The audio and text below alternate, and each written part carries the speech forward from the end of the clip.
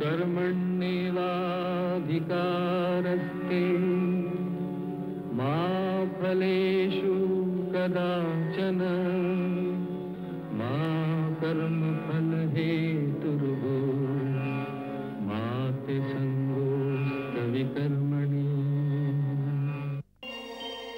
और इस कथा का पहला अध्याय था मनु और शत्रुपा का पुत्र महाराज उत्तानपाद, जो दिग्विजय करके अपनी राजधानी लौट रहा है।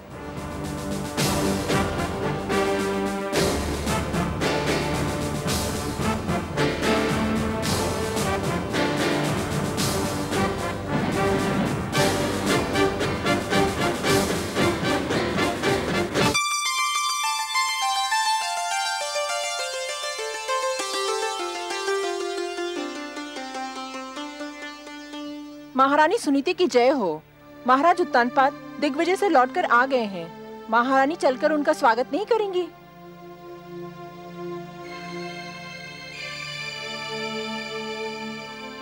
मैं वहां जाकर क्या करूंगी? उनका स्वागत करने के लिए तो पहले से वहां कोई उपस्थित है। क्षमा करें महारानी, पर आप बड़ी रानी हैं, पट रानी हैं। महाराज के स्वागत का अधिकार तो आप ही को प्राप्त है। अपने स्वागत का अधिकार, देने न देने का अधिकार तो महाराज के हाथों में है, और महाराज ये अधिकार अब किसी और को दे चुके हैं। आप यही है बातें पिताश्री के स्वागत को नहीं गई? नहीं पुत्र, मैं नहीं गई। फिर मैं जाऊंगा पिताश्री का स्वागत करने। तुम भी ना जाओ पुत्र। क्यों बातें? मैं नहीं चाहती कि इतनी कम आयु में तुम पीड़ा और दुख जैसे शब्दों का अर्थ जान लो। तुम्हारे कोमल मन को तनिक भी ठेस लगी ना, तो मैं सहन नहीं कर पाऊंगी। मैं समझा नहीं माताश्री। अभी छोटे हो ना, बहुत सी बातें तुम्हें समझ नहीं आएंगी। पर माताश्री, मैं उनसे मिलने को व्याकुल हो रहा हूँ। इतने दिनों बाद तो लौटे हैं पिताश्री। जहाँ इतने दिन राह देखी है, थोड़ी देर और प्रतीक्षा नहीं कर सकते? वो यहीं आएंगे। एक बात पूछूं माते? अवश्य पूछो। क्या वृक्ष की छाया वृक्ष से दूर रह सकती है? कदापि नहीं। तो फिर पुत्र अपने पिता से कैसे दूर रह सकता है? पिता के प्रेम पर पुत्र का जन्मसिद्ध अधिकार है।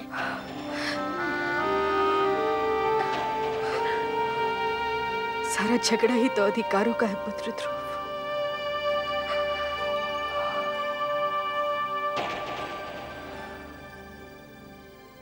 अधिकारों का है।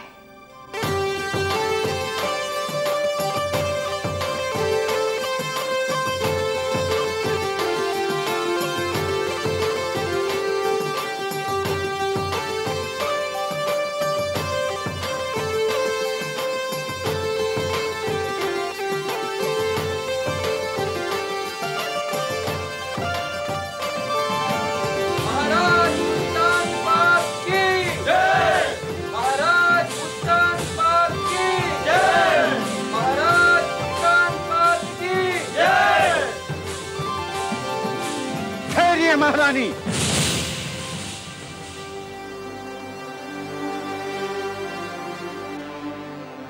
ये उचित नहीं है।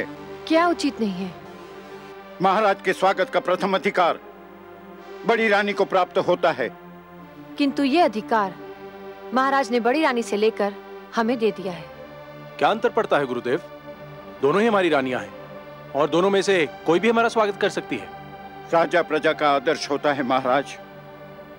राजा जो कार्य करता है, प्रजा उसी का अनुकरण करती है। राजा मार्गदर्शक होता है, समाज उसके पीछे चलता है। उचित अनुचित की परिभाषा भी राजा ही बनाता है। यथा राजा तथा प्रजा। आज जो कार्य हो रहा है, उससे समाज के बड़ों के आदर की परंपरा संकट में आ सकती है। और जब छोटे बड़ों का सम्मान करना छोड़ देंगे, तो समाज में उथल पुथल मच जाएगी। और जब समाज में उथल पुथल हो तो राज्य की स्थिरता डगमगा जाती है। यदि महाराज परंपराओं को तोड़ना चाहते हैं तो आपको क्या आपत्ति है गुरुदेव? परंपराएं हमारे आदरणीय पूर्वजों ने बनाई हैं, उन्हें तोड़ने का किसी को अधिकार नहीं है। तो फिर महाराज का क्या निर्णय है?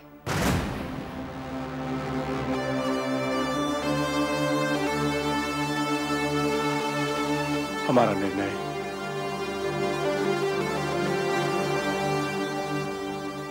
निर्णय ये है कि महारानी सरुचि ही हमारा स्वागत करेंगी। यदि आपका ये निर्णय है तो फिर किसी का भी उपदेश मुझे रोक नहीं सकता। पति का आदेश मानना ही पत्नी का धर्म है और ये धर्म मैं निभाकर ही रहूंगी।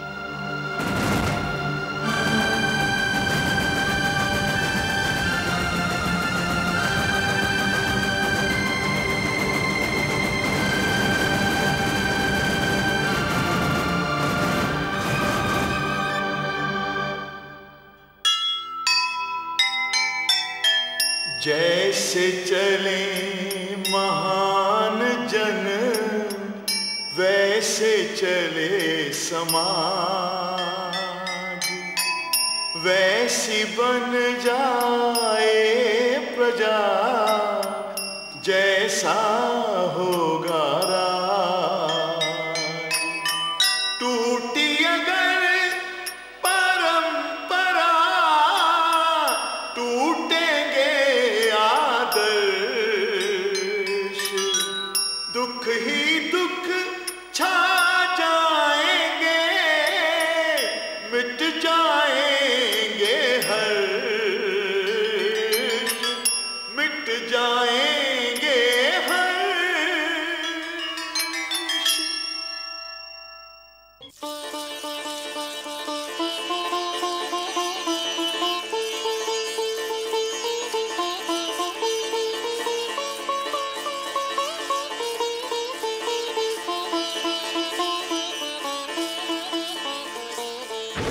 ठहरिए राजकुमार ध्रुव, आप अंदर नहीं जा सकते।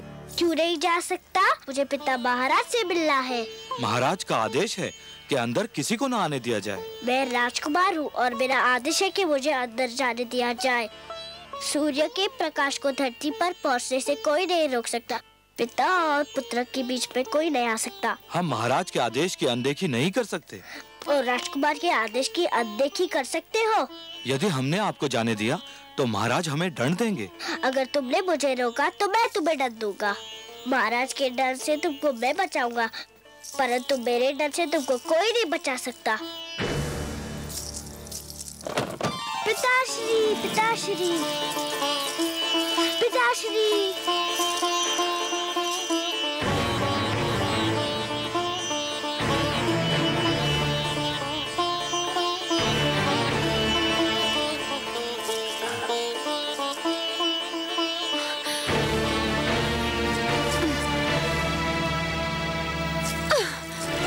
पिताश्री,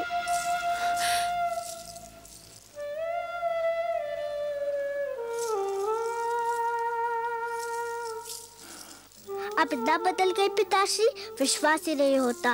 मैं तो आपका बड़ा लाडला पिता था, कितना प्यार करते थे आप मुझसे, और आज आपके सामने मुझे धिक्कारा गया और आप चुप रहे। जब आप युद्ध से लौटते थे तो सीधा माताश्री के पास जाते थे। आपकी बार आप उनसे मिलने भी नहीं गए, ऐसा क्यों है पिताश्री? महाराज से क्या पूछता है? जाकर अपनी माता से पूछ कि महाराज जब उसके पास क्यों नहीं आते। आप भी तो माता है, आप भी बता दीजिए ना। मैं तो तेरी छोटी माता हूँ। माता छोटी बड़ी नहीं होती, माता तो बस माता होती है। आप स्वयं को छोटी क्यों कहती है? तो सुन, तेरी माता के दिन बीत गए। महाराज को अब उस भिखारन में कोई रुचि नहीं है। मेरी माता भिखारन नहीं है, वो राजभवन की महारानी है। महारानी थी वो, अब नहीं है महारानी। महाराज ने वो स्थान उससे छीनकर मुझे दे दिया है, और जो स्थान तेरा था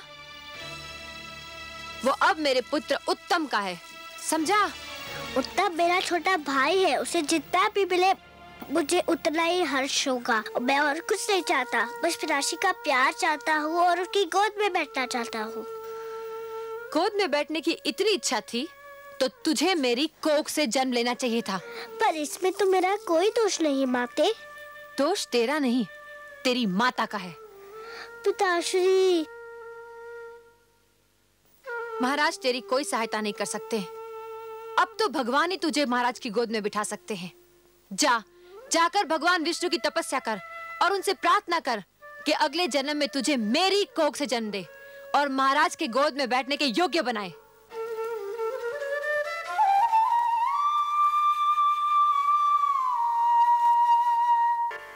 इसीलिए मैं तुझे वहां जाने से रोक रही थी। मैं जानती थी कि तू महाराज से मिलने जाएगा तो दुख लेकर ही लौटेगा। रानी सुरुचि के मन में हमारे लिए जलन और घृणा के सिवा और कुछ नहीं। छोटी माँ ने जो किया मुझे इसका दुख नहीं है माँ। दुख तो इस बात का है कि पिताश्री भी बस चुप रहे। उन्होंने छोटी माँ को रोका तक नहीं। वो केवल मुझे भूल गए होते तो मुझे इतना दुख नहीं होता। दुख तो इस बात का है कि वो अपने पिता के धर्म का पालन नहीं कर पा रहे। पिता और पुत्र के बीच में आने वाली वो कौन होती है? आप तो कहती थी कि पिता के प्रेम पर पुत्र का जन्म सिद्ध अधिकार होता है। होता है पुत्र, अवश्य होता है।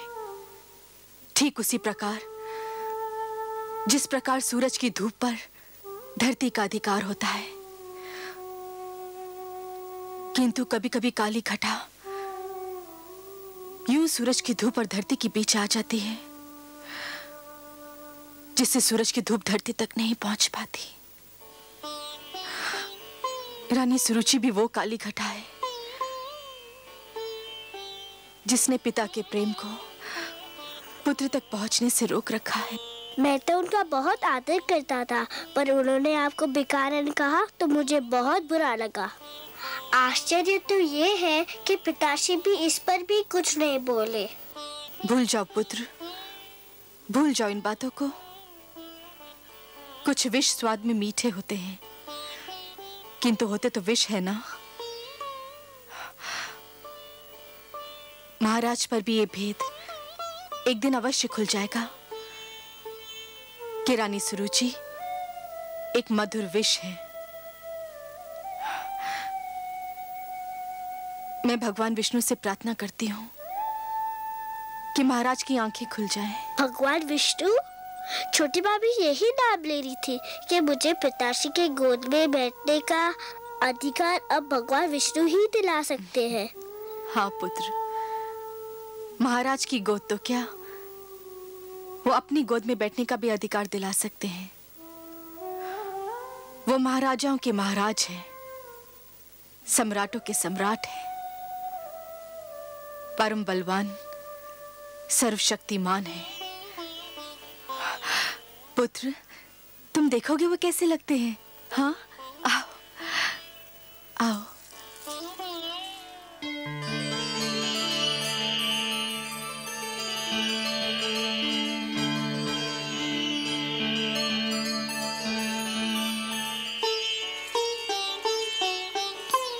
प्रणाम करो बेटा। ये है हमारे विष्णु भगवान, लक्ष्मीपति नारायण, जिनकी मैं नित दिन पूजा करती हूँ। मैं भगवान विष्णु के पास जाऊँ कब आते? चले जाना पुत्र, अभी तुम छोटे हो, बड़े हो जाने के बाद अवश्य चले जाना उनके पास। वो सब ठीक कर देंगे। रात्रि हो गई है, चलो चल के सो जाते हैं। सब विष्णु भगवान पे छोड़ दो, वो सब ठीक कर देंगे।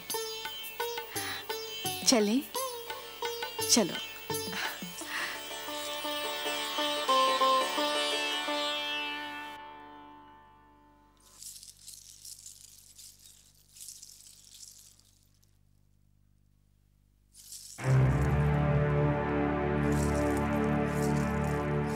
कहाँ चले महाराज?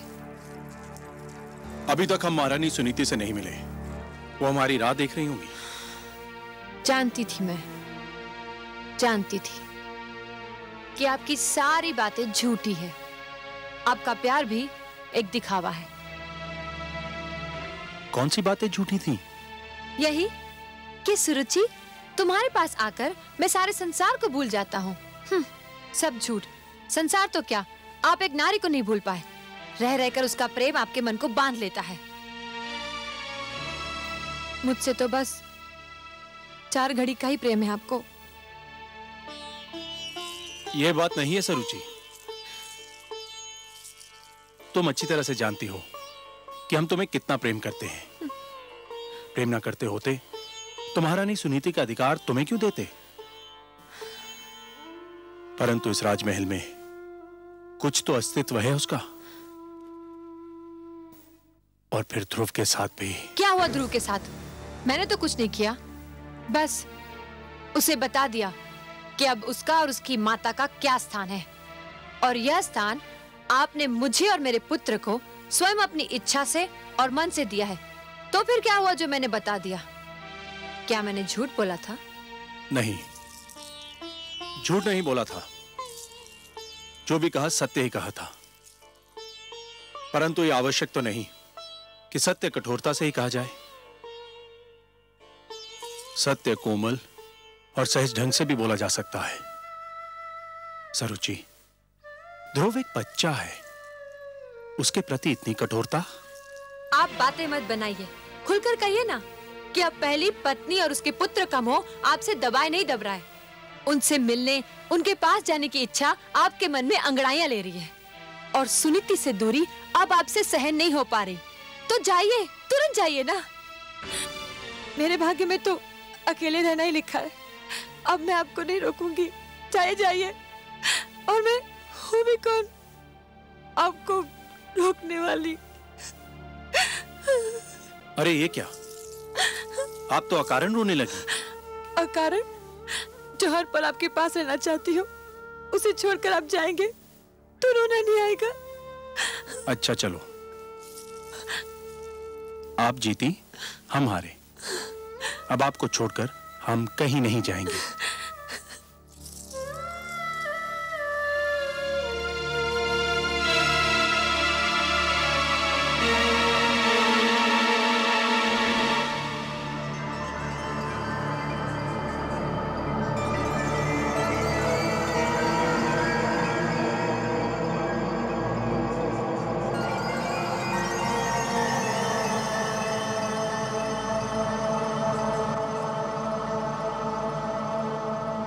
महाराज तेरी कोई सहायता नहीं कर सकते।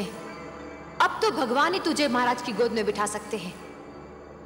जाकर भगवान विष्णु की तपस्या कर और उनसे प्रार्थना कर कि अगले जन्म में तुझे मेरी कोख से जन्म दे और महाराज की गोद में बैठने के योग्य बनाए।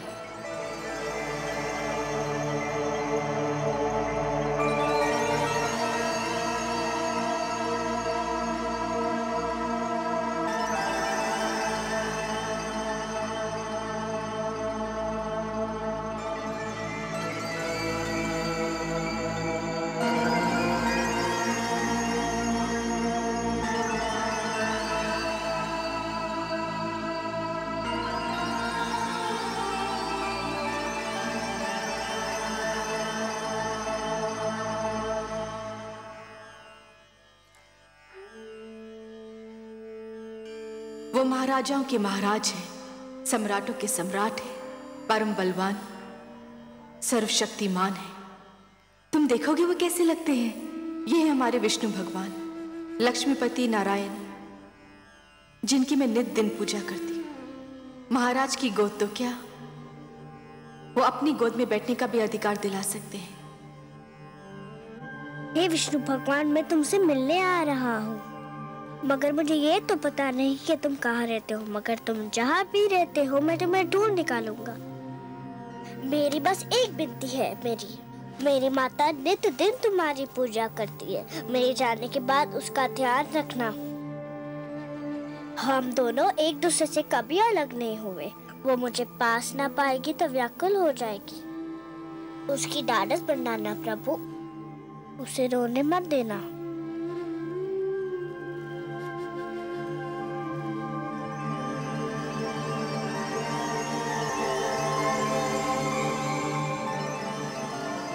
मैं तुम्हें सोता छोड़कर जा रहा हूँ, क्षमा कर देना मुझे। जागती होती तो मुझे कभी ना जाने देती। पर देखो मुझे न पाकर व्याकुल मत होना। मैं भगवान विष्णु को ढूंढने जा रहा हूँ। वही तुम्हारा खोया हुआ स्थान दिलाएंगे और मुझे भी। मैंने भगवान विष्णु की मूर्ति से कह दिया है कि वो तुम्हारा ध्यान रखे। मुझे विदा दो माते, मुझे विदा दो।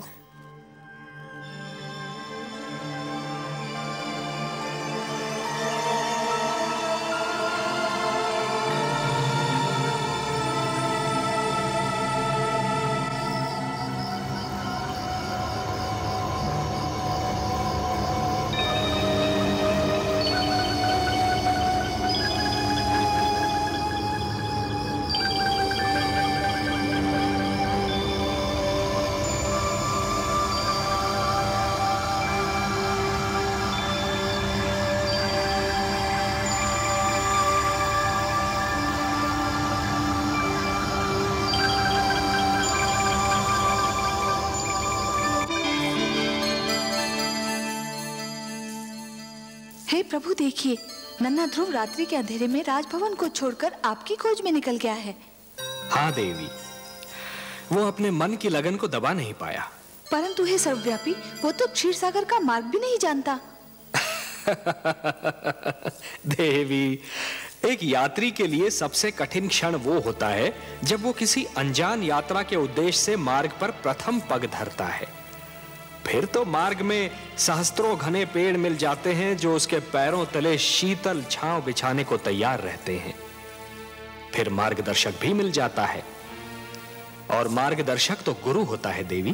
परंतु हे सर्वश्रेष्ठ, वो तो अभी एक बालक है। उसे इस यात्रा में कितना दुख झेलना पड़ेगा। महादेवी, बूंद जब किसी मेघ की गोद से निकलती है तो उसके मन में असंख्य आशंकाएं होती हैं। सोचती है कि उसका अंत क्या होगा। क्या वो किसी मरुस्थल की सुलगती रेत पर गिरेगी और सूख जाएगी, या किसी सुलगते अंगारे पर गिरेगी और भस्म हो जाएगी, या फिर किसी कांटे पर गिरेगी और उसका शरीर छलनी हो जाएगा। क्या होगा उसका अंत। परंतु जब वो किसी सीप के मुख में गिरती है और मोती बन जाती है, तब उसे यह ज्ञान होता है कि उसकी यात्रा शुभ थी। आपकी बातें आप ही जाने परमेश्वर, किंतु आज्ञा हो तो एक बात कहूं। आप तो हमारी अर्धांगिनी है। हमसे कुछ कहने के लिए आपको हमारी अनुमति और आज्ञा की आवश्यकता नहीं है देवी। कहिए, अवश्य कहिए। यदि ध्रुव पर राह में कोई संकट आया तो मैं चुप नहीं रहूंगी। मैं इस खेल में कूद पड़ूंगी और आप मुझे रोकिएगा मत। नहीं रोकेंगे, परंतु एक बात का ध्यान तो आपको भी रखना होगा देवी। कौन सी बात? कि नियमों को बनाने वाले स्वयं उनको तोड़ा नहीं करते। मैं समझी नहीं त्रिलोकीनाथ। मानव के भाग्य विधाता ब्रह्मा है। आप ब्रह्मा के लिखे को बदलने की चेष्टा न कीजिएगा देवी। ध्रुव हमको ढूंढता हुआ आ रहा है, और इस राह में उस पर वही बीतेगी जो ब्रह्मा ने उसके भाग्य में लिख दी है।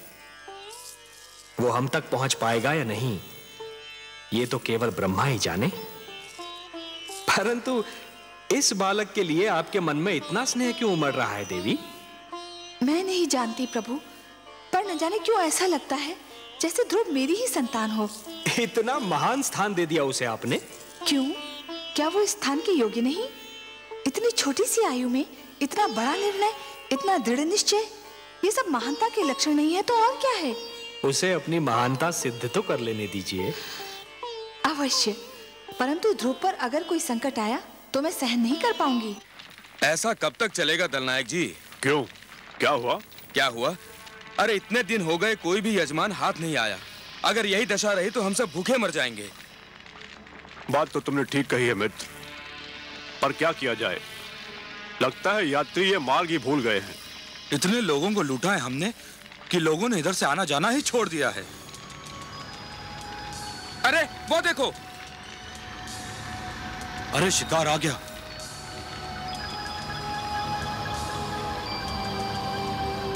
वन देवता ने सुन ली हमारी। कोई बालक है कोई भी हो, लगता धनी है।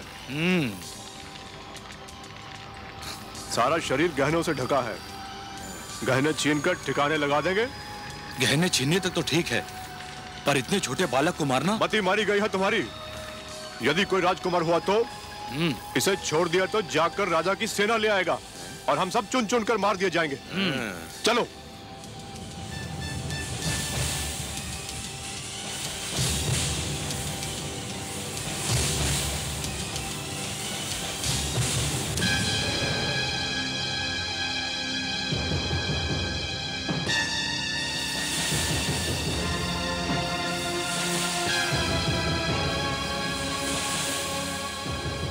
कौन है आप लोग? हम डाकू हैं। क्या चाहते हैं आप लोग? तुम्हारे आभूषण, अपने आभूषण उतार कर हमें दे दो। ले लीजिए, केवल मुझे एक बात बता दीजिए। क्या बात? मैं अपने सारे आभूषण आपको दे दूंगा। मुझे बस ये बता दीजिए कि भगवान विष्णु कहाँ रहते हैं। भगवान विष्णु? हाँ, मैं उनसे मिलना चाहता हूँ। आपको तो पता होगा कि वो कहाँ रहते हैं। हाँ, क्यों नहीं, क्यों नहीं। हम तुम्हें जरूर उनके पास ले चलेंगे, पर पहले अपने ये आभूषण हमें दे दो।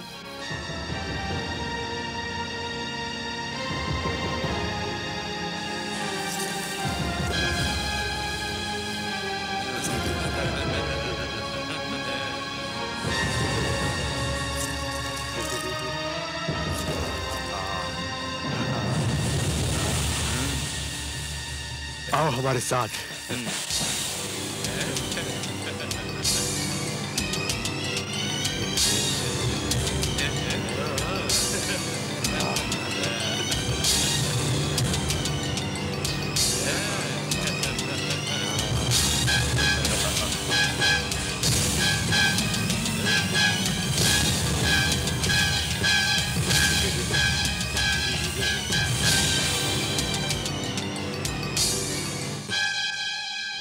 यहाँ से तुम सीधा विष्णु के पास पहुंच जाओगे।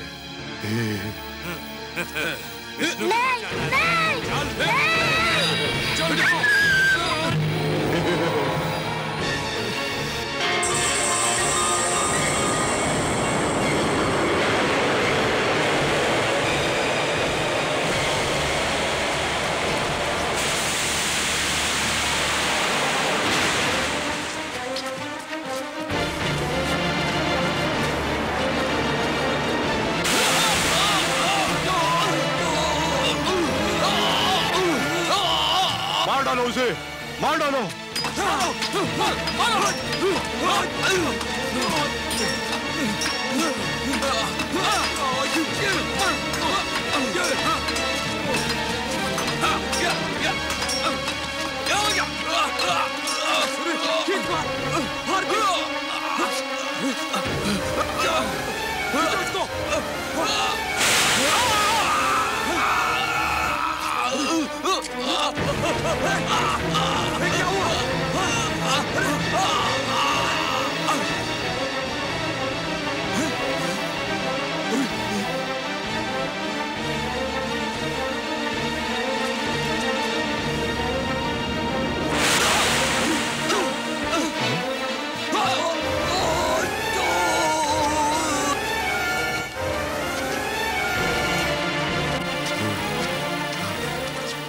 सांप को ढूंढो, उस बालक को भी ढूंढो। वो देखो,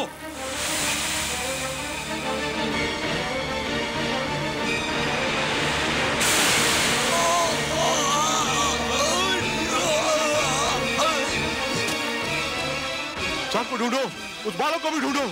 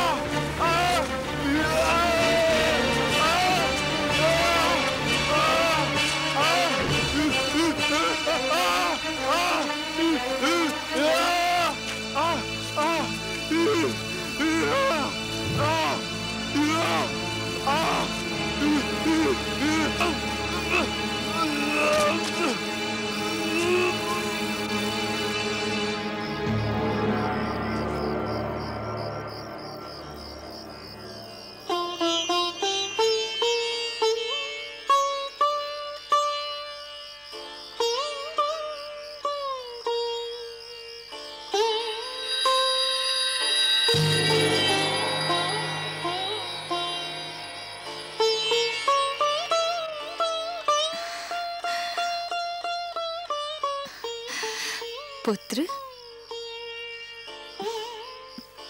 आप कौन है माता? तुमने तो माता कहकर स्वयं ही बता दिया कि मैं कौन हूँ। अब मैं क्या बताऊं? समझ लो तुम्हारी माता ही हूँ। इन लोगों को क्या हुआ? इनको इनके किए का दंड मिल गया। ये लुटेरे थे और तुम्हें मार डालना चाहते थे। परंतु ये बताओ, इतनी रात्रि को तुम अकेले कहाँ जा रहे थे? मैं भगवान विष्णु से मिलने जा रहा हूँ। मेरी मानो तो तुम घर लौट जाओ, अभी तुम बहुत छोटे हो। मैं उनसे मिले बिना घर नहीं जाऊंगा। अच्छा, अब रात्रि बहुत बीत चुकी है। भोर होते ही ढूंढ लेना अपने भगवान विष्णु को। आपको पता है कि भगवान विष्णु कहाँ रहते हैं? मुझे उनसे मिलने का मार्ग बता दीजिए तो आपकी बहुत कृपा होगी। मेरे वश में होता तो मैं ले जाकर तुम्हें उनकी गोद में ही बिठाती, किंतु मैं विवश हूँ। सुनो पुत्र, तुम थक गए होगे, तनिक विश्राम कर लो। विश्राम तो मैं अपने भगवान विष्णु से मिलने के पश्चात ही करूँगा। बड़े हठी हो तुम।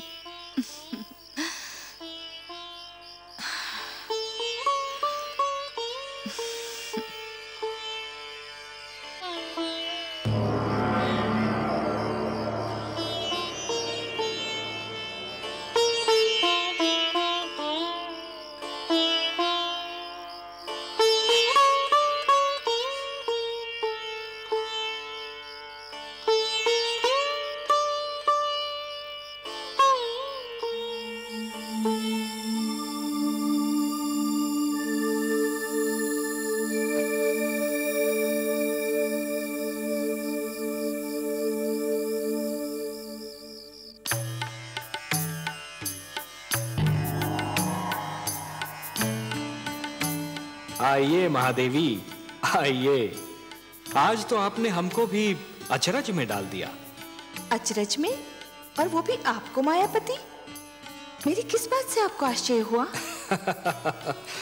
शीतल जल यदि दहकती अग्नि बन जाए, चंद्रमा ठंडी चांदनी के स्थान पर यदि तपती धूप छिटकाने लगे, पुष्प की कोमल पंखुड़ी यदि धारदार कटार बन जाए तो आश्चर्य नहीं होगा देवी।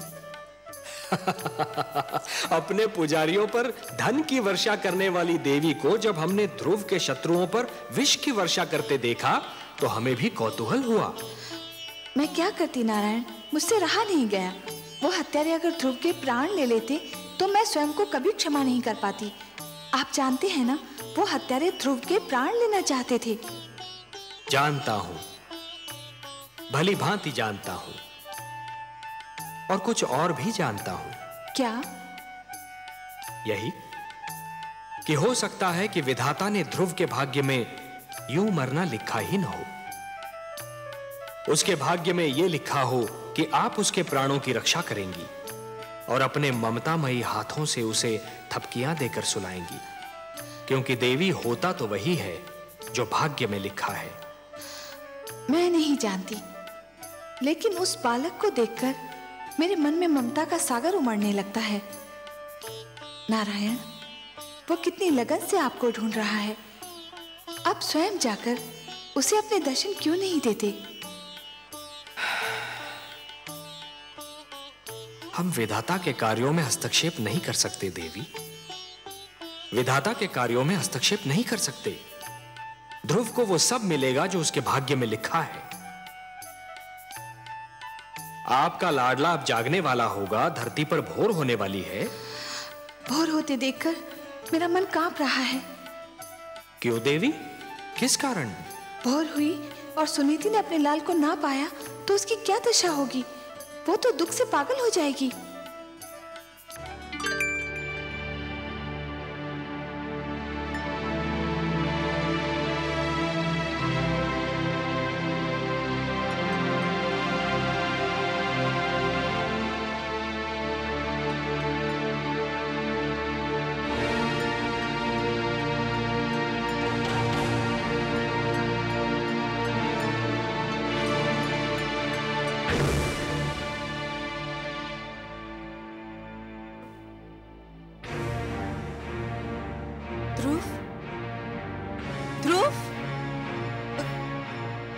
पुत्र ध्रुव, ध्रुव, ध्रुव,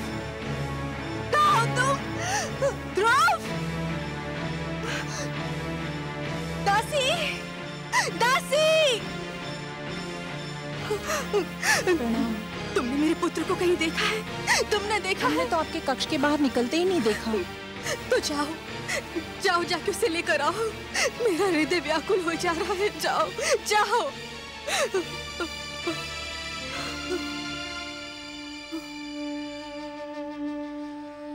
महाराज ध्रुव को अवश्य ढूंढ निकालेंगे। हाँ, मुझे महाराज के पास जाना चाहिए।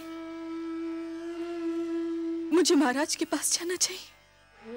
क्षमा करें महारानी, किंतु आप महाराज से ना मिले तो अच्छा है। ना मिलो उनसे? क्यों ना मिलो उनसे? पता नहीं वो आपसे मिले भी या ना मिले। रानी सुरुचि भी उनके पास उनके कक्ष में है। रानी सुरुचि ने आपसे ना मिलने दिया तो आपको दुख होगा। संतान के खो जाने से बड़ा दुख और क्या हो सकता है? इससे बड़ा दुख मुझे और कोई क्या दे सकता है? महाराज ध्रुव के पिता हैं। मुझे उनसे मिलना ही चाहिए।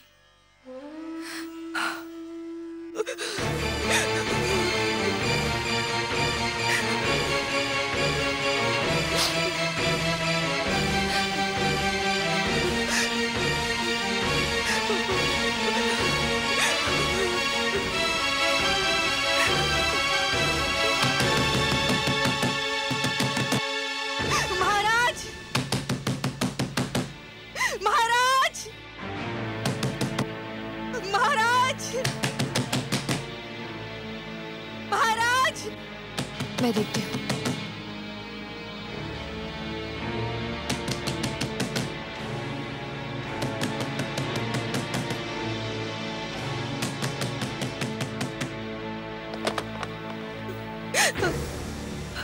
महाराज, महाराज। महारानी सुनीति, क्या बात है? क्या हुआ? महाराज, हमारा पुत्र ध्रुव। क्या हुआ पुत्र ध्रुव को? बहुत बड़ा अनर्थ हो गया। न जाने कहाँ चला गया हमारा पुत्र। न जाने कहाँ चला गया ध्रुव। चला गया? कहाँ चला गया? कहाँ चला गया होगा? अरे यहीं कहीं राजभवन में खेल रहा होगा। दासियों ने राजभवन का कोना कोना छान मारा है, उसका कहीं पता नहीं चला। महाराज, आप उसे ढूंढ निकालिए, नहीं तो मैं रो रो के अपने प्राण दे दूंगी। महाराज उसे कहाँ ढूंढेंगे? आपका पुत्र आपके पास था। महाराज को क्या पता कि वो कहाँ होगा? महाराज, मेरा सब कुछ छीन लीजिए, किंतु मेरा लाल मुझे लौटा दीजिए। एक उसी का तो सहारा था मुझे, उसी का मुख तो देख देख के जीती थी मैं। धीरज रखिए महारानी सुनीति। कैसे धीरज रखूं? कैसे धीरज रखूं?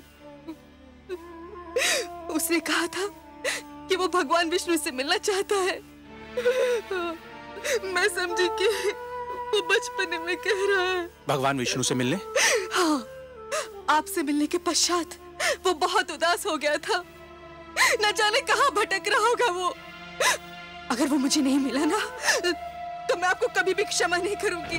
मैं आपको कभी भी क्षमा नहीं करूंगी। मैं आपको कभी भी क्षमा नहीं करूंगी। महारानी सुनीति, महारानी सुनीति, महारानी सुनीति, महारानी सुनीति, महारानी सुनीति मूर्छित हो गई हैं। जल्दी से जल लेकर आइए।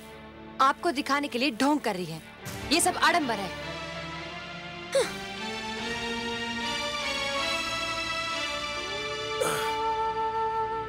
महारानी सुनीति, महारानी सुनीति,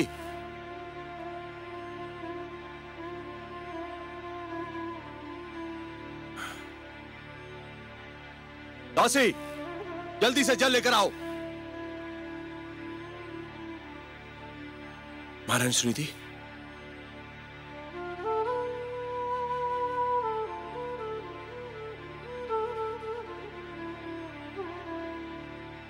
महारानी सुनीति, महारानी सुनीति। ध्रुव, ध्रुव,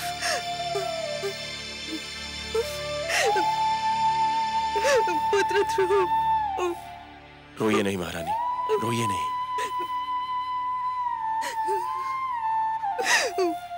वो भगवान विष्णु से मिलने का हट कर रहा था।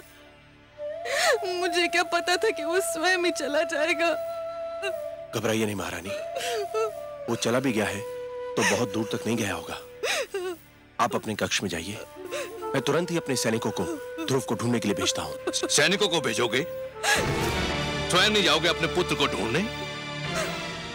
पिताश्री आप। पर तुम कैसे जाओगे? जो स्वयं मोह की राहों में भटक रहा हो वो किसी को क्या ढूंढेगा?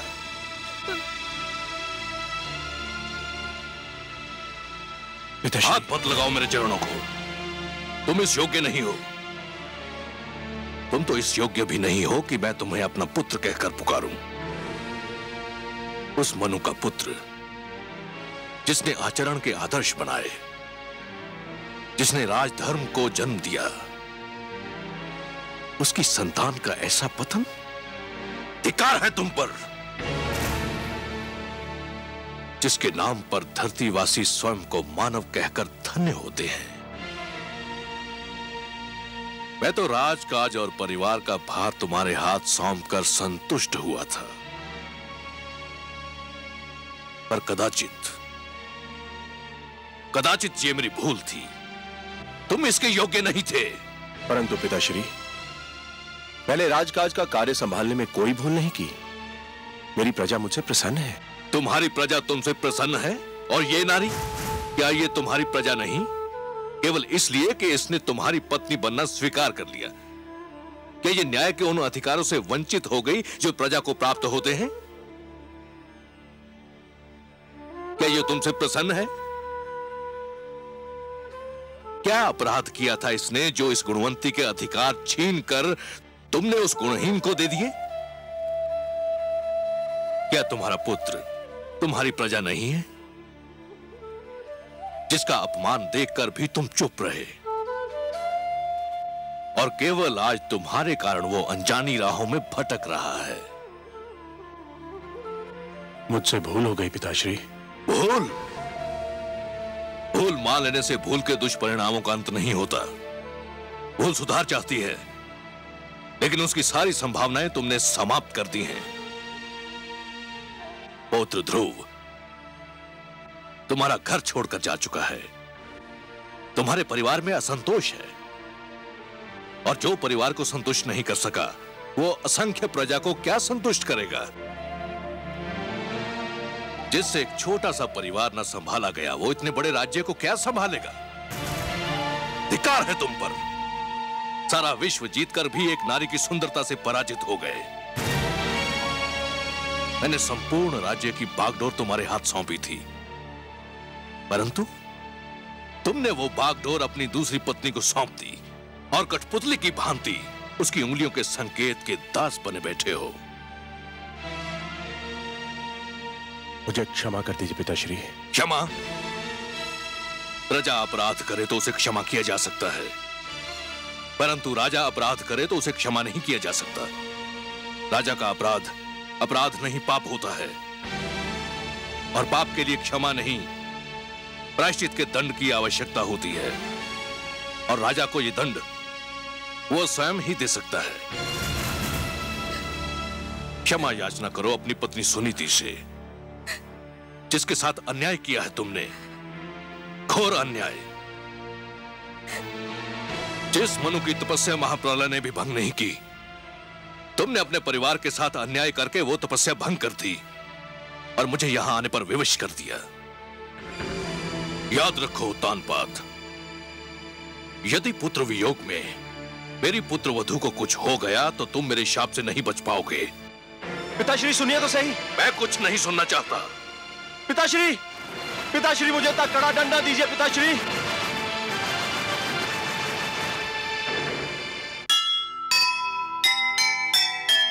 बिन सोचे समझे करे कभी न कोई काम, जैसी करनी होएगी होगा वह परिणाम। विश्व विजेता की विजय आज हुई बेकार, जीत लिया संसार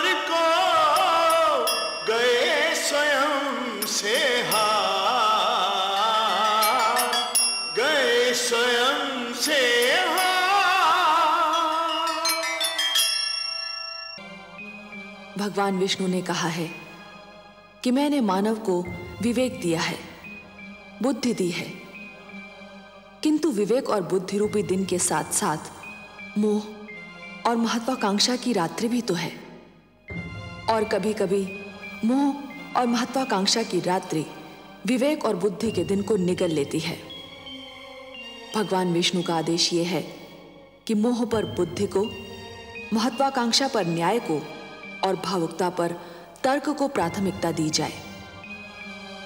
महाराज उत्तानपाद सुरुचि के मोहजाल में उलझकर बुद्धि, न्याय और तर्क से दूर चले गए।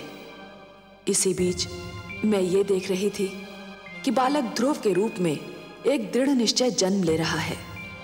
मानव इतिहास की एक नई भूमिका बन रही है। किंतु माता लक्ष्मी की भांति मैं भी ये सोच सोच कर व्याकुल हो रही हूं कि ध्रुव के दृढ़ निश्चय का क्या परिणाम होगा। याद रखो उत्तानपाद, यदि पुत्र वियोग में मेरी पुत्र वधू को कुछ हो गया तो तुम मेरे शाप से नहीं बच पाओगे। पिताश्री सुनिए तो सही। मैं कुछ नहीं सुनना चाहता। पिताश्री, पिताश्री मुझे इतना कड़ा डंडा दीजिए पिताश्री।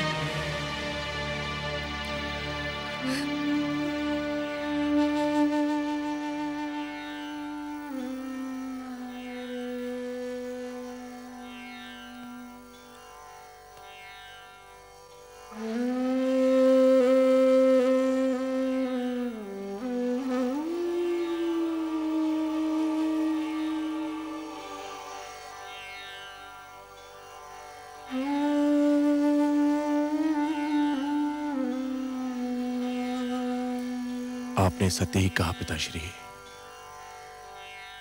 मैं ना तो अच्छा राजा बन सका, ना अच्छा पति और ना ही अच्छा पिता।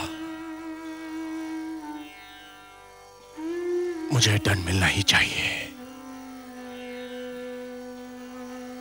और यह भी सत्य है कि राजा को दंड स्वयं राजा ही दे सकता है।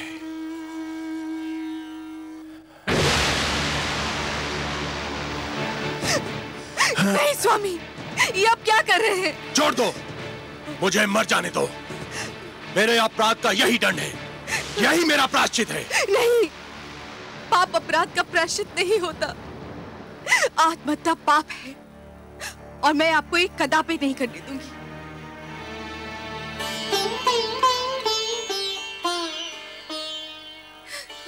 क्यों रोका मुझे? मुझे मर क्यों नहीं जाने दिया? क्यों रोका मुझे? मेरी आंखों से बहने वाले पुत्र वियोग के अश्रुओं को तो आप पोंछ ना सके। मेरी मांग का सिंदूर पोंछ देना चाहते थे। गोद सूनी हो गई, मांग भी सूनी कर देना चाहते थे। पुत्र के लौटने की तो मैं प्रतीक्षा कर सकती हूँ। आपको कुछ हो जाए तो मैं क्या करूंगी? तो फिर मैं क्या करूं? मुझ में तो इतनी शक्ति भी नहीं है कि तुमसे क्षमा याचना कर सकूं। ऐसा ना कहिए महाराज। जब ऐसा ही है तो ऐसा क्यों ना कहूं? दोष तो मेरा ही था और दंड तुम भोग रही हो। पिताश्री ने आकर मेरी आंखें खोल दी, पर दुख तो इस बात का है कि आंखें तब खुली जब समय बीत चुका था। वर्षा तब हुई जब खेती सूख चुकी थी। अब भी समय है महाराज। पुत्र ध्रुव अभी दूर तक नहीं गया होगा। तो फिर ठीक है, मैं स्वयं जाऊंगा अपने पुत्र की खोज में। मैं स्वयं खोजूंगा अपने पुत्र ध्रुव को।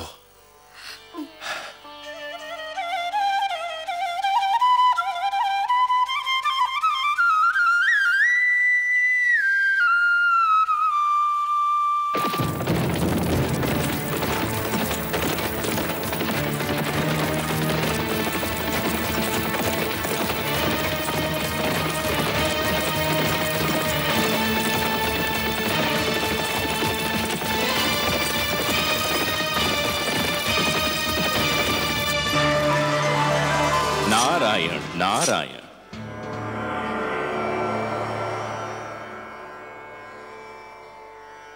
आज बहुत प्रसन्न दिखाई दे रहे हैं देवर्षि। प्रसन्न क्यों ना हूं सर्वेश्वर। धरती पर जब कोई अनुपम घटना घटती है तो मन इस प्रकार से खिल उठता है मानो बसंत बयार बहने से मधुबन। और आज तो मैंने वो दृश्य देखा जिसे देखकर मैं आनंद विभोर हो उठा। मुझे ज्ञात नहीं था कि कभी कभी किसी के कड़वे वचन भी कानों में अमृत रस घोल दिया करते हैं। तो अपनी प्रसन्नता हमसे नहीं बांटेंगे देवर्षि? आपसे क्या छिपा सकता हूं, आप तो विश्वव्यापी हैं। परंतु विश्वास कीजिए, आज महाराज मनु ने अपने पुत्र को ऐसी खरी खरी सुनाई कि मेरा मन तो झूम उठा। उत्तानपाद पर सुरुचि की मोह माया का जो रंग चढ़ा हुआ था वो तो ऐसे उतर गया जैसे बरखा की बौछार पड़ने से वृक्ष पे जमी धूल उतर जाती है। मनु ने वही किया जो एक परिवार के सर्वे सर्वा को करना चाहिए था। नई पीढ़ियां जब अकारण ही आवेश में आकर अपने पूर्वजों के बनाए हुए अच्छे नियम तोड़ने लगे, सुंदर परंपराओं का त्याग करने लगे और अपने संस्कारों से विमुख होने लगे, तो बड़ों का कर्तव्य है कि उन्हें भटकने पर टोकें, पतन से रोकें। जिस प्रकार एक अंकुश मदमस्त हाथी को अनियंत्रित होने से रोकता है, उसी प्रकार बड़ों का उपदेश छोटों को भटकने से रोकता है। परंतु मुझे आश्चर्य तो इस बात पर हुआ कि उत्तानपाद चुपचाप सिर झुकाए अपने पिता की फटकार सुनता रहा। इसमें आश्चर्य की कोई बात नहीं है देवर्षि। जिस प्रकार देर तक सोने वाले को सूर्य की तीव्र किरणें जागने के लिए विवश करती हैं, उसी प्रकार मनु के कटु वचन ने उत्तानपाद को झिंझोड़ना चाहा था। और पुत्र को भी पिता का इसी प्रकार आदर करना चाहिए, क्योंकि पिता ने पुत्र से अधिक जीवन जिया होता है। पिता के अनुभव पुत्र के अनुभवों की तुलना में कहीं अधिक विशाल, अधिक व्यापक और समय की कसौटी पर अधिक खरे उतरे हुए होते हैं।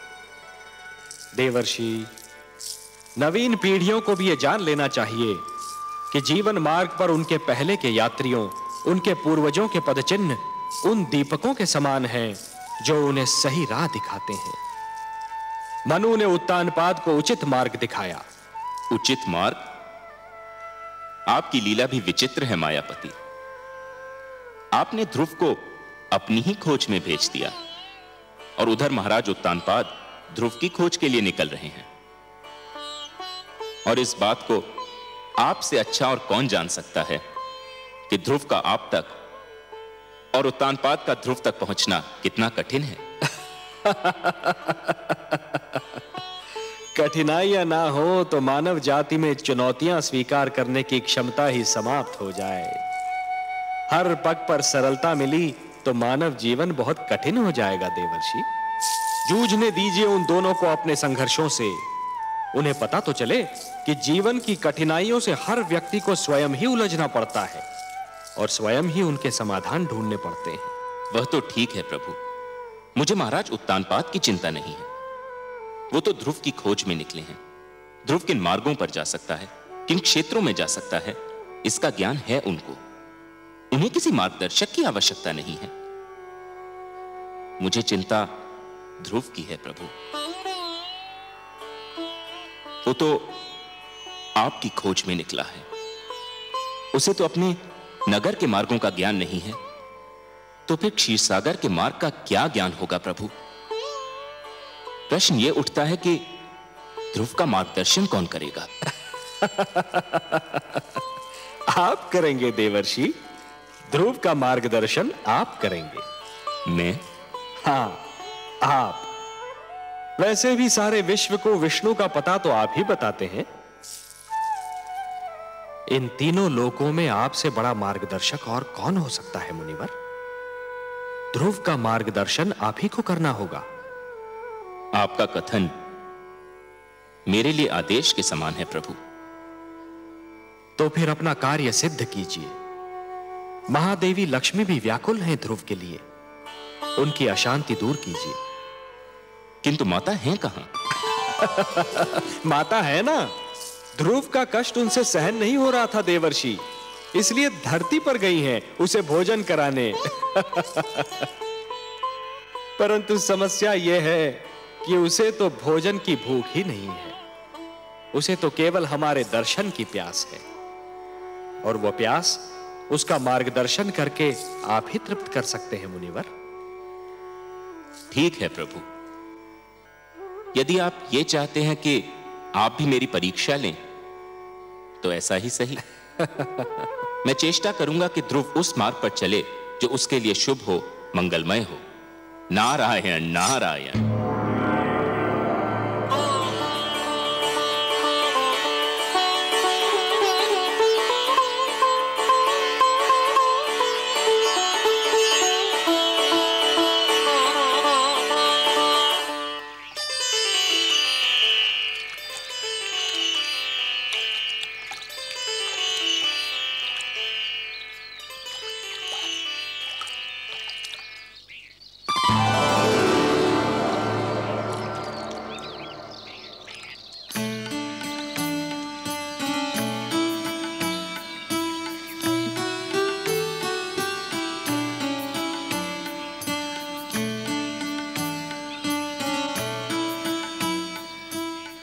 अरे माता आप?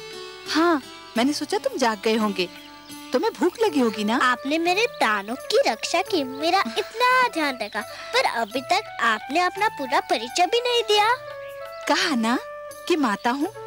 माता का परिचय क्या? माता तो एक नाते का नाम है, पर जिससे इस नाते का संबंध होता है उसका भी अपना एक नाम होता है। अच्छा, मेरा नाम तो सुनो, मेरा नाम विष्णुप्रिया है। विष्णुप्रिया अर्थात भगवान विष्णु की प्रिया। ये आप भगवान विष्णु की प्रिया है, तब तो आप ये भी जानते होंगे कि भगवान विष्णु कहाँ निवास करते हैं। नाम विष्णुप्रिया होने से कोई भगवान विष्णु की प्रिया थोड़ी ही हो जाती है। और यदि ऐसा होता तो इस समय भगवान विष्णु मेरे साथ होते और तुम्हें उनकी खोज में भटकना नहीं पड़ता। तुम्हारे लिए भोजन लाई हूँ, चलो इसे ग्रहण कर लो। मुझे क्षमा कर दो माँ, मैं जानता हूँ तुम मुझे खिलाए बिना भोजन नहीं करती थी, पर मैं भगवान विष्णु से मिले बिना तुम्हारे पास नहीं आ सकता। लो। धन्यवाद माते, मुझे भूख नहीं है। क्यों बेटे? पुत्र ध्रुव! ध्रुव! पिताश्री! पुत्र ध्रुव! पिताश्री आ रहे हैं, मुझे कहीं छुपा दो। क्यों बेटे? पिताश्री आ रहे हैं, मुझे देख लिया तो मुझे घर पकड़ ले जाएंगे। मैं घर जाना नहीं चाहता, मुझे कहीं छुपा दो माते, मुझे कहीं छुपा दो। चलो चलो मेरे साथ।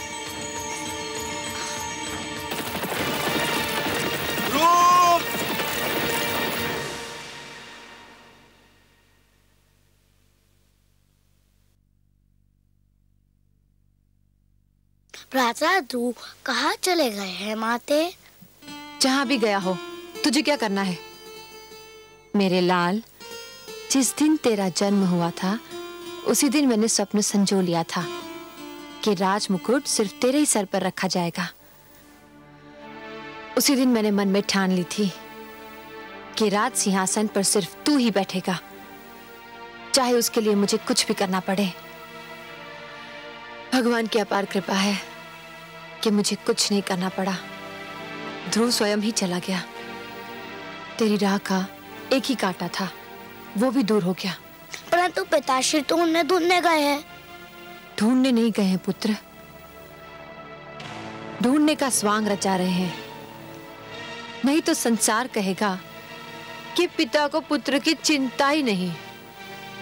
वास्तव में वो प्यार तो तुझसे करते हैं, और वो भी इसलिए कि तू मेरा पुत्र है। अब शीघ्र ही भोजन समाप्त कर ले, हमें बहुत से कार्य करने हैं।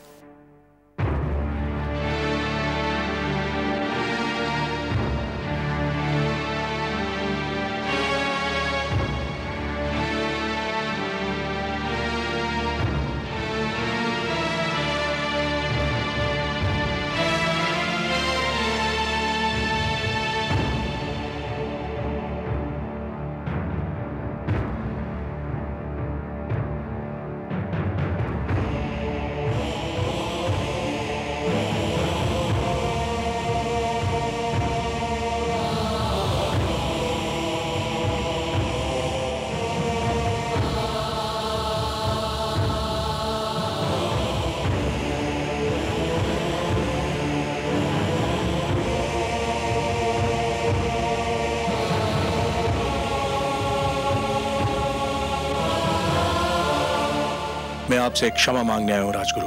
क्षमा? मुझसे क्षमा? किस बात की क्षमा?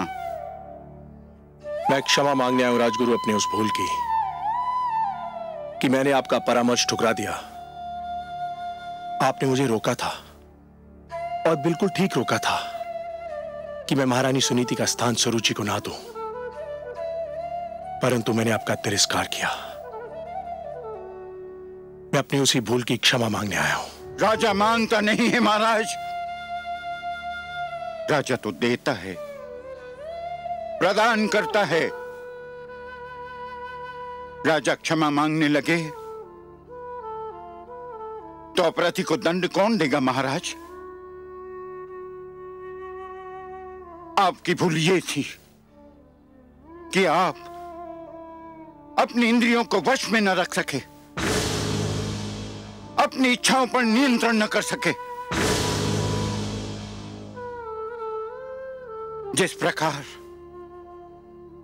अश्व का सवार यदि अपने अश्व को नियंत्रण में न रख सके तो अश्व उसे अपनी पीठ से धरती पर गिरा देता है, उसी प्रकार आप अपनी कामुक इच्छाओं पर नियंत्रण न कर सके और इन इच्छाओं ने आपको वहां पहुंचा दिया जहां आप आज स्वयं को पा रहे हैं। कर्म से गिरकर आपने राजा के धर्म को लज्जित कर दिया है महाराज। राजा तो ईश्वर का प्रतिनिधि होता है और उसे किसी से क्षमा मांगना शोभा नहीं देता। मुझसे वास्तव में भारी भूल हुई है। मुझे दंड दीजिए राजगुरु, मुझे दंड दीजिए। भूल अवश्य हुई है महाराज, परंतु मैं दंड देने वाला कौन होता हूं? मुझे तो यह अधिकार ही प्राप्त नहीं। यह भूल आपने मर्यादा के विरुद्ध की है, अपने राज धर्म के विरुद्ध की है, और इस भूल का दंड या क्षमा आपको स्वयं आप प्रदान कर सकते हैं या ईश्वर। मुझे स्वीकार है आपका परामर्श राजगुरु, परंतु आप ही बताइए कि मैं स्वयं को इस भूल का क्या दंड दूं? वो तो आपको मिल ही रहा है महाराज। क्या पुत्र वियोग किसी दंड से कम है? क्या इस राजमहल का सूनापन और सन्नाटा किसी दंड से कम है? क्या ये कुछ कम दंड है कि आप राजभवन में हैं और पुत्र ध्रुव वनों की धूल छान रहा है? राजगुरु, यही दुख तो मुझे चैन नहीं लेने देता। चैन तो आपको उसी समय मिलेगा महाराज, जब आप ये निश्चय कर लेंगे कि आप इस भूल को न स्वयं दोहराएंगे न कभी किसी को दोहराने देंगे। प्रजा तो राजा के पद चिन्हों पर चलती है। आप अपनी प्रजा को विश्वास दिलाइए कि ऐसी भूल अब कभी नहीं होगी। रही क्षमा तो वो तो केवल ईश्वर ही कर सकता है। आप भगवान विष्णु से प्रार्थना कीजिए कि वो आपके पुत्र की इच्छा पूर्ति करते। ये होता है तो आपको अपने आप ही क्षमा मिल जाएगी। वो तो मैं अवश्य करूंगा राजगुरु, किंतु इस समय जाकर महारानी सुनीति से क्या कहूं, यही सोच मुझे खाई जा रही है।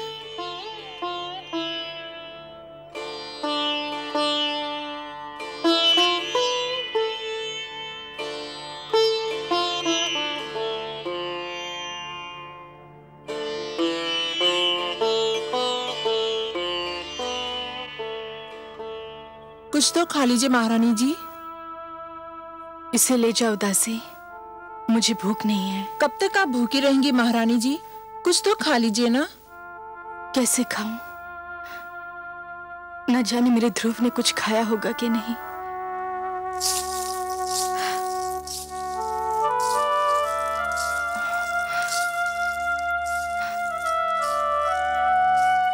मेरा पुत्र महाराज? नहीं, कहीं नहीं मिला। मैंने सारा क्षेत्र छान मारा, उसका कहीं पता नहीं चला।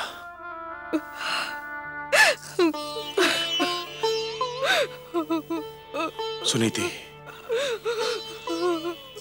ये सब मेरा ही किया धरा है। दिग्विजय उत्तानपाद अपने अनंतपुर में पराजित हो गया। सरुचि के मोह जाल में आकर हमने आप पर और अपने पुत्र ध्रुव पर बड़ा ही अन्याय किया है। ऐसा ना कहे महाराज, ये सब मेरे भाग्य का खेल है। एक बार और चेष्टा करके देख लेते हैं। इस बार मैं भी आपके साथ चलूंगी। वनों में, पहाड़ियों में, घाटियों में, हर जगह उसे पुकारूंगी। कभी तो सुनेगा अपनी माँ की करुणा भरी पुकार, कभी तो सुनेगा। एक महारानी होकर आप भटकती फिरे, नहीं, ये उचित नहीं है। महारानी सुनीति एक कदापि उचित नहीं है। एक महारानी के लिए उचित नहीं, एक माँ के लिए तो उचित है। पुत्र ठोकरे खाता फिर रहा हो तो माँ को महल में चैन कैसे मिलेगा? देर हो गई तो वो हमसे और दूर चला जाएगा। चलिए महाराज, चलिए।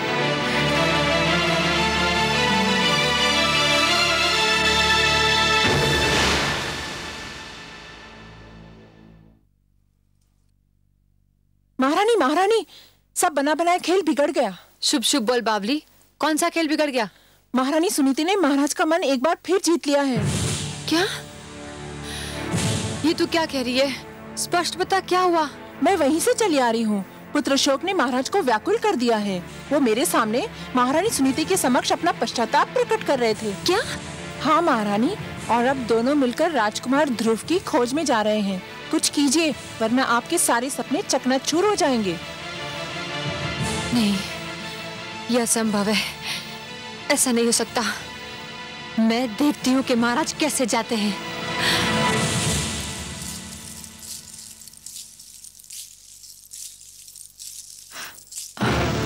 आप कहाँ जा रहे हैं महाराज? क्यों? क्या मुझे कहीं जाने के लिए तुम्हारी आज्ञा की आवश्यकता है? हम अपने पुत्र को ढूंढने जा रहे हैं, जो केवल तुम्हारे कारण राजमहल छोड़कर चला गया है। हम दोनों मिलकर अपने पुत्र को ढूंढेंगे। ये अचानक पुत्र मोह कैसे उमड़ा है महाराज? पिताश्री ने आकर मेरे नेत्र खोल दिए हैं। मुझे आज ज्ञान हुआ है कि परिवार में पिता का क्या महत्व होता है।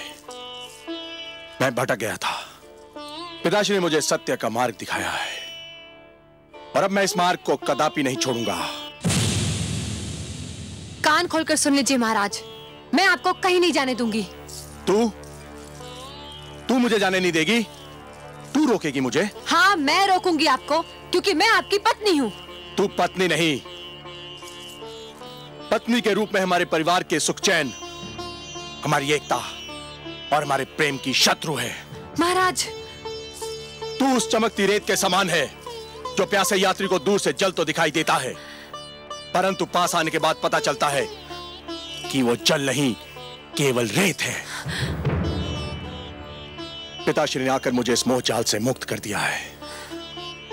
तेरे मोह में फंसकर मैं अपनी देवी समान धर्म पत्नी को भूल चुका था, अपने आप को भूल चुका था। तो ये कहिए ना कि सुनीति ने अंत में आप पर अपना रंग जमा ही लिया। मैं सब समझती हूँ, इसी ने आपको मेरे विरुद्ध भड़काया है। ये बेचारी शोक की मारी किसी को क्या भड़काएगी? इसके मन में तो पुत्र वियोग की अग्नि दहक रही है, पर तू क्या जाने इस दुख को? यदि तेरा उत्तम कहीं चला गया होता तो तुझे ज्ञान होता कि पुत्र वियोग क्या होता है। ये आप क्या कह रहे हैं महाराज? भगवान के लिए इतने अशुभ बोल अपने मुंह से ना बोलिए। भगवान ना करे कि वो कहीं चला जाए। वो केवल आपका ही नहीं, मेरा भी पुत्र है। उसने मेरी कोख से जन्म नहीं लिया तो क्या हुआ? माता कहकर तो वो मुझे भी पुकारता था। मैं तो यही सोचती थी कि ध्रुव के जाने के बाद उत्तम ही हमारे घर का दीपक है। ध्रुव को तो मैं खो चुकी हूँ। उत्तम भी अगर कहीं चला गया तो हमारा क्या होगा?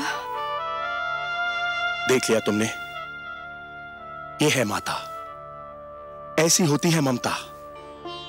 और एक तुम हो कि ध्रुव हरदम तुम्हारी आंखों में कांटे के समान खटकता रहता था।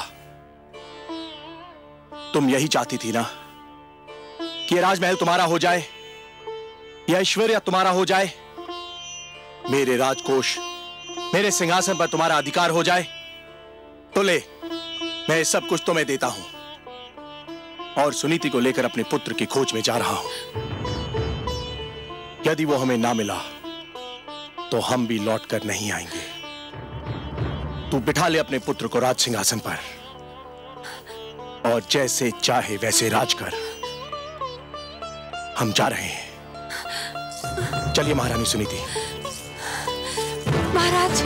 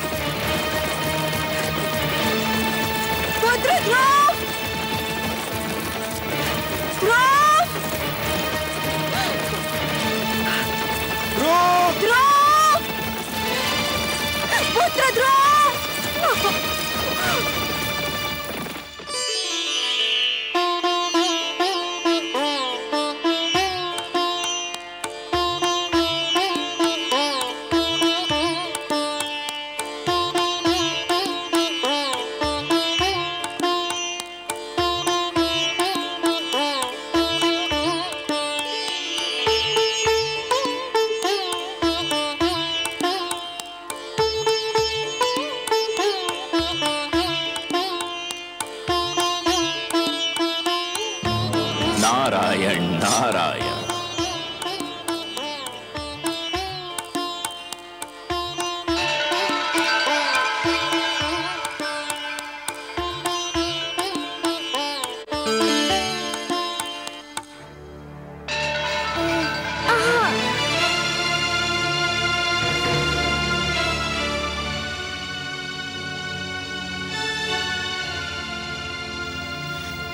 बालक, आप कौन है महात्मन?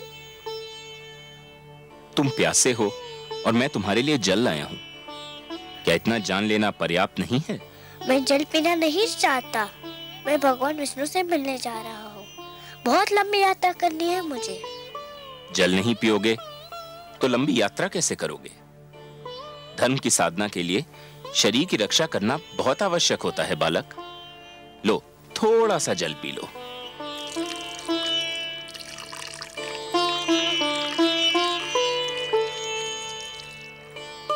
आप जो भी हो, भगवान विष्णु की खोज में यदि मेरा पथ निर्देश कर दे तो आपकी बहुत कृपा होगी। तुम जितने कोमल हो पुत्र, तुम्हारा संकल्प उतना ही कठोर है। इस कड़ी धूप में कुम्हला जाओगे। मेरी बात मानो पुत्र, घर लौट जाओ। मैं तो समझा था कि आप मेरा मार्गदर्शन करेंगे। मार्गदर्शन ही तो कर रहा हूँ। देखो, यहाँ से एक मार्ग तुम्हारे घर की ओर भी तो जाता है। वो भी मिलता है, मुझे घर लौट जाने को कहता है। कोई भी भगवान विष्णु का पता नहीं बताता। मैं उनसे मिले बिना घर नहीं जाऊंगा। ये जानकर भी नहीं कि तुम्हारी खोज में तुम्हारे माता पिता दिशाएं छान रहे हैं। आपको किसने बताया? मैं तो तुम्हें भी बता सकता हूँ। बता क्या, मैं तो तुम्हें दिखा भी सकता हूँ। देखना चाहोगे? देखो। माते! संभलिए महाराज। आप कौन है?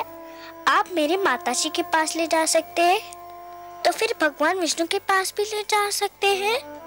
मुझे बताइए आप कौन है? मैं नारद हूँ बालक, देवर्षि नारद। बारंबार प्रणाम आपको करता हूँ देवर्षि नारद। मुझे बताइए भगवान विष्णु कहाँ रहते हैं? भगवान विष्णु तो क्षीर सागर में शेषनाग की शैया पर निवास करते हैं पुत्र। चलिए ले चलिए मुझे क्षीर सागर। यही तो समस्या है पुत्र। क्या समस्या है? कोई प्राणी जीते जी क्षीर सागर में नहीं जा सकता। क्षीर सागर में मनुष्य की आत्मा जा सकती है, उसका शरीर नहीं। जब तक कोई प्राणी इस जीवन के बंधन में बंधा है, तब तक वो क्षीर सागर नहीं जा सकता।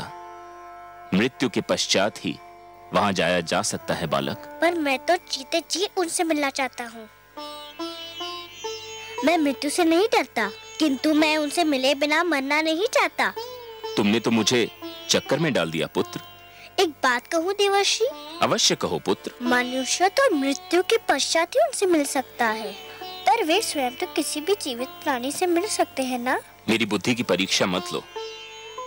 तुम क्या कहना चाहते हो बालक? यही कि यदि मैं उनके पास नहीं जा सकता, पर वो तो मेरे पास आ सकते हैं ना?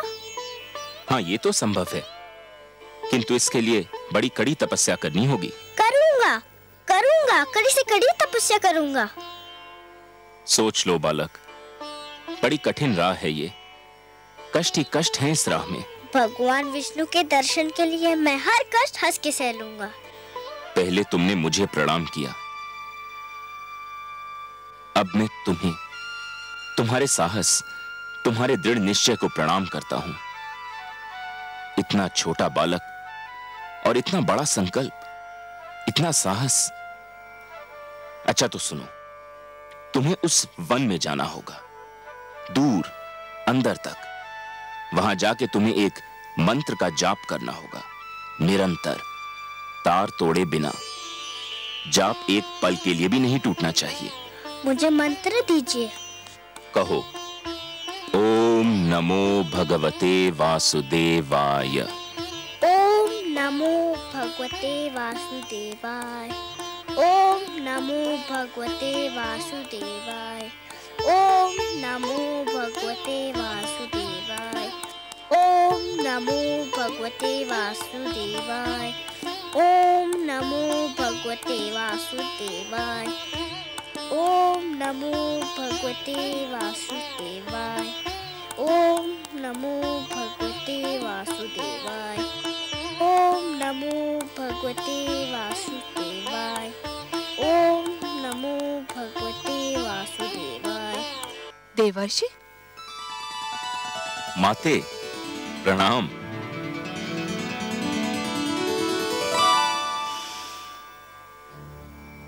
माते, क्या मुझसे कोई भूल हो गई है? आप मुझे कुछ रूठी रूठी सी दिखाई दे रही हैं। हाँ, मैं आपसे बहुत क्रोधित हूँ। आप भी कभी कभी ऐसे उल्टे सीधे काम करते हैं कि मन करता है आपसे कभी बात ही न करूं। मगर माते, नियम तो यह है कि दंड देने से पहले अपराध करने वाले को उसके अपराध के बारे में बताया जाता है। आपने तो मुझे अभी तक नहीं बताया कि मेरा अपराध क्या है। आपसे उत्तर नहीं बन पा रहा, इसके लिए बातें बना रहे हैं। मैं पूछती हूँ, उस छोटे से बालक को इतने घोर वन में भेजने की क्या आवश्यकता थी, जहाँ हर पग वन्य पशुओं और विषैले सर्पों का संकट है? ओह, तो माता मुझसे इसलिए रुष्ट हैं कि मैंने ध्रुव को वन में क्यों भेज दिया? और नहीं तो क्या, मंत्र का जाप ही तो करना था। वो तो ध्रुव वहाँ भी कर सकता था जहाँ आप उसे मिले थे। एक कोमल काया को इतना बड़ा कष्ट देने की क्या आवश्यकता थी? परंतु माते, जहाँ मैं ध्रुव से मिला था वह एक खुला क्षेत्र था। तो क्या हुआ? नारायण नारायण। माते, आपको तो पता है कि ध्रुव के माता पिता उसकी खोज में निकल चुके हैं। हाँ, मैं जानती हूँ। माते, किसी खुले क्षेत्र में ध्रुव उनकी दृष्टि से बच नहीं पाता। कभी न कभी वह उसे देख ही लेते। यदि वह उसे देख लेते तो फिर घर ले जाने का प्रयत्न करते। यदि वो उसे घर ले जाने का प्रयत्न करते तो मंत्र के जाप का तार टूट जाता। यदि मंत्र के जाप का तार टूट जाता तो ध्रुव की तपस्या भंग हो जाती, और यदि ध्रुव की तपस्या भंग हो जाती तो भगवान विष्णु से मिलने की उसकी मनोकामना पूर्ण न हो पाती। इसलिए मैंने उसे एक ऐसे स्थान पर भेज दिया है जहां उसे कोई देख न सके माते। ठीक है, किंतु तुम जानते हो ना कि ध्रुव मुझे कितना प्यारा है। यदि उसे कोई हानि पहुंची तो माते, मैं उसके भाग्य के लिखे को तो नहीं बदल सकता। मैंने तो वही किया जो मुझे इन परिस्थितियों में उचित लगा। क्या अब भी आप मुझसे रुष्ट हैं? नहीं, परंतु संतुष्ट भी नहीं हूं। एक बात कहूं माते? कहो। आप जब भी क्रोधित होकर मुझे डांटती हैं तो मुझे बहुत आनंद मिलता है। मुझे यूं लगता है मानो किसी सुंदर मधुवन से मुझ पर फूलों की वर्षा हो रही हो। नारायण नारायण।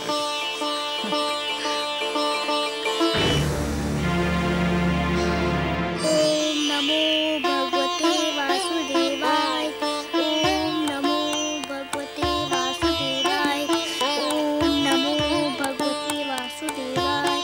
ओम नमो भगवते वासुदेवाय। ओम नमो भगवते वासुदेवाय। ओम नमो भगवते वासुदेवाय। ओम नमो भगवते वासुदेवाय। ओम नमो भगवते वासुदेवाय। ओम नमो भगवते वासुदेवाय।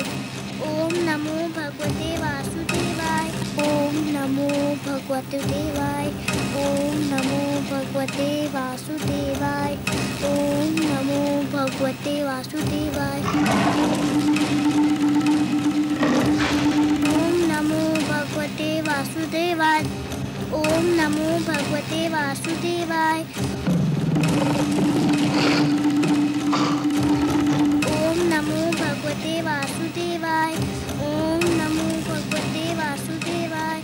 ओम नमो भगवते वासुदेवाय। ओम नमो भगवते वासुदेवाय। ओम नमो भगवते वासुदेवाय। नारायण नारायण। आइए देवर्षि आइए, स्वागत है आपका। बताइए, तो क्या आपकी कृपा दृष्टि हुई ध्रुव पर? क्या आपका मार्गदर्शन मिला उसे? ध्रुव का मार्गदर्शन आपने भी किसके पास भेज दिया था मुझे? वो बालक है ना, न जाने किस मिट्टी का बना हुआ है।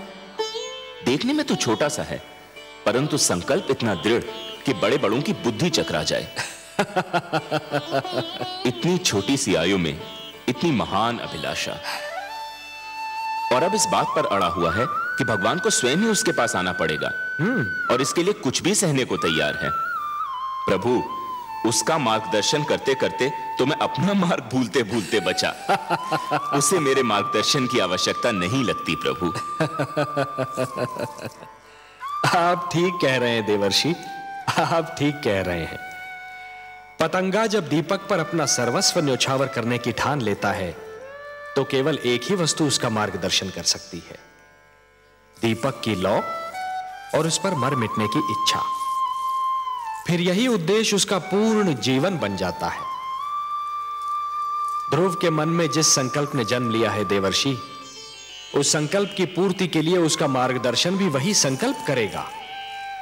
उस संकल्प के अतिरिक्त और कोई उसका मार्गदर्शन कर ही नहीं सकता। एक बात पूछने को मन कर रहा है जनार्दन। तो संकोच क्यों कर रहे हैं देवर्षि? पूछिए ना। हे विश्वेश्वर, जब ध्रुव के संकल्प से ही उसका मार्गदर्शन होना था, तो फिर उसके मार्गदर्शन के लिए आपने मुझे क्यों भेजा? यदि चंद्रमा उदित ही न हो देवर्षि, तो अंधियारी रात्रि के यात्री को कौन बताए कि उसकी यात्रा किस दिशा में होनी है? आपने चंद्रमा बनकर ध्रुव की आकांक्षा को दिशा दे दी देवर्षि। यह कोई साधारण और सरल कार्य नहीं था। मैं जानता था कि यह कार्य केवल आप ही कर सकते हैं देवर्षि, केवल आप, क्योंकि आप सृष्टि के सबसे श्रेष्ठ मार्गदर्शक हैं। जो आपने किया वो केवल उचित ही नहीं था, बल्कि सराहनीय भी था।